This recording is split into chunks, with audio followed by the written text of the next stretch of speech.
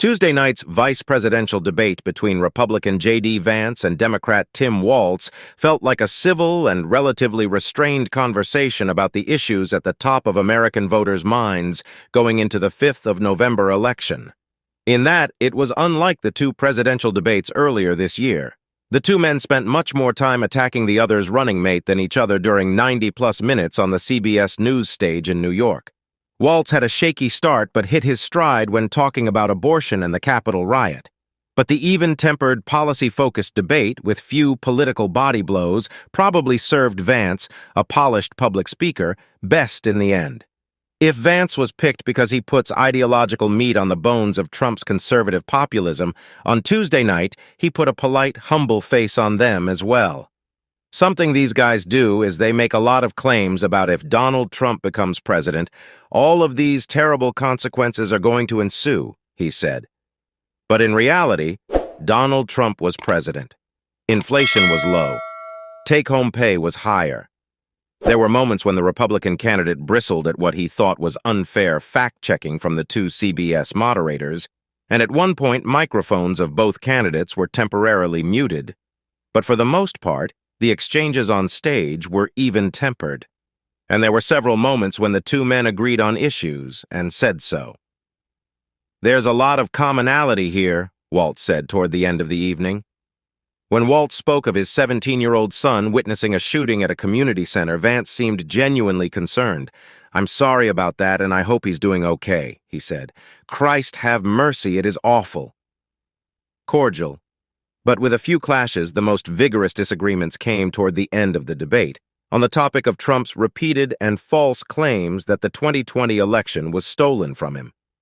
Vance, when asked if Trump lost the last presidential election, dodged the question and criticized what he said was Kamala Harris's censorship.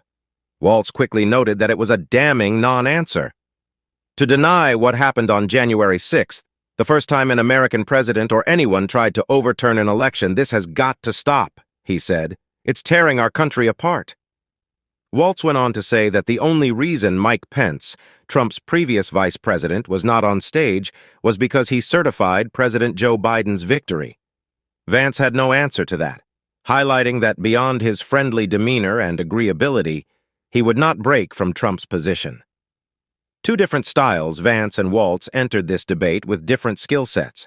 Vance has sparred with journalists on television in heated exchanges.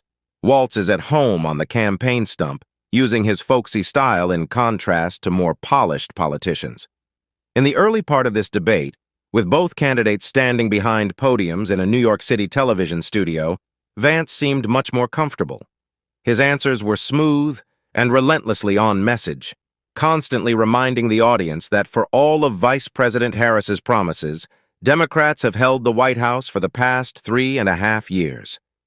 If Kamala Harris has such great plans for how to address middle-class problems, then she ought to do them now, he said. Walz, for his part, seemed halting and unsure on the opening topic, dealing with Tuesday's Iranian missile attack on Israel, and if the candidates would support an Israeli preemptive strike on Iran. The Minnesota governor rarely talks about foreign policy, and his discomfort on the subject was apparent. The Democrats settled in as the debate moved along, and during his exchanges with Vance on the topic of immigration, an area of strength for the Republicans, both delivered well-honed messages.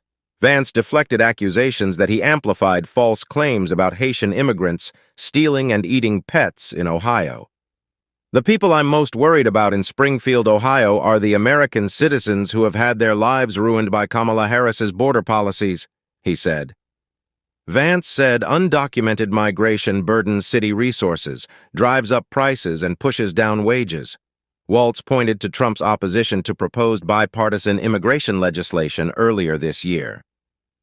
"I believe Senator Vance wants to solve this, but by standing with Donald Trump and not working together to find a solution, it becomes a talking point. And when it becomes a talking point like this, we dehumanize and villainize other human beings." When the topic turned to abortion rights, an area of strength for Democrats, according to polls, it was Vance who played defense, acknowledging that Republicans had to do more to earn the trust of American voters. Kindly like, subscribe, and share your thoughts in the comments section.